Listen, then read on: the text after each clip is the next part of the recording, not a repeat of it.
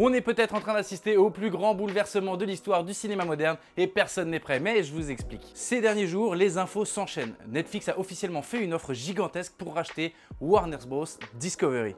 Et ces studios, HBO Max, HBO et tout ça, pour 82,7 milliards de dollars. Et ce qui rend en ce moment totalement fou, c'est quand tu te rappelles d'où vient Netflix. C'est à l'origine, c'est une petite boîte qui envoie des DVD par la poste. Une startup qui se fait refuser un rachat par Blockbuster, le vidéo futur américain, pour 50 millions à l'époque. Et qui, 20 ans plus tard, est en train d'essayer d'acheter l'un des plus gros studios de l'histoire du cinéma. Rends-toi bien compte. Une acquisition qui mettrait en leurs mains, entre autres, Harry Potter, les studios DC, HBO et tous les héritages de Warner. Et évidemment, vous vous en doutez, tout le monde n'est pas enchanté par ça. James Cameron, entre autres, a taclé Netflix en rappelant que son PDG considère que les films en salle sont morts. Ce qui, selon lui, serait une catastrophe si Netflix revenait à racheter Warner. Et pendant ce temps, James Gunn tente de rassurer les fans, même en cas de fusion, les sorties cinéma resteront prioritaires pour DC.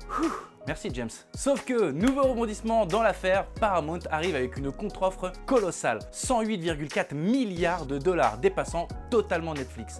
Et à titre comparatif, Disney, qui avait payé seulement 71 milliards pour racheter la Fox à l'époque. Alors maintenant la vraie question c'est, qui va mettre la main sur Warner? Netflix, Paramount ou alors, je sais pas, peut-être un troisième joueur qui va rentrer dans la danse? Donnez-moi votre avis en commentaire et d'ici là, restez geeks.